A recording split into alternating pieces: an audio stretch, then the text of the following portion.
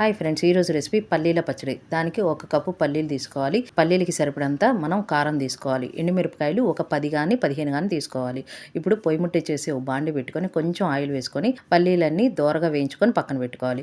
ఇప్పుడు అదే నూనెలో ఎండుమిరపకాయలు, ధనియాలు, పచ్చిశనగపప్పు, మినప్పప్పు, గుప్పెడు కరివేపాకు కూడా వేసుకొని కొంచెం చింతపండు కూడా వేసుకొని చిన్నులపాయలు ఒక 5 రెబ్బలు వేసుకొని బాగా వేయించుకొని పక్కన పెట్టేసుకోవాలి. ఇప్పుడు ఇది మొత్తం చల్లార్చి పక్కన పెట్టాలి. ఇప్పుడు ఇది మొత్తం మిక్సీ జార్లో వేసుకొని దానికి సరిపడంత సాల్ట్ కూడా వేసేసుకొని ఒకసారి మిక్సీలో కొంచెం వాటర్ పోసుకొని తిప్పి పెట్టుకోవాలి. ఇప్పుడు దీంట్లోనే ఉల్లిపాయలు, కొత్తిమీర కూడా వేసేసుకొని ఒక తిప్పేసేసి పక్కన పెట్టుకోవాలి. ఇప్పుడు దీనికి గాను తాలింపు పెట్టుకోవాలి. పొయ్యి ముట్టించేసి ఒక బాండి పెట్టుకొని దాంట్లో కొంచెం ఆయిల్ వేసుకొని తాలింపు గింజలన్నీ వేసేసుకొని కొన్ని ఎండుమిరపకాయలు, దంచిన చిన్నులపాయలు కూడా వేసుకొని కరివేపాకు, ఇంగువ కూడా వేసుకొని బాగా కలిపుకోవాలి. కొంచెం పసుపు కూడా వేసేసుకొని ఇప్పుడు పచ్చడి అంతా వేసుకుంటే ఎంతో రుచికరమైన టేస్ట్ అయిన పల్లీల పచ్చడి రెడీ. వేడివేడి అన్నంలోకి, దోశలోకి, చపాతీలోకి చాలా బాగుంటుంది. మీరు కూడా ఒకసారి ట్రై చేయండి. Thank you.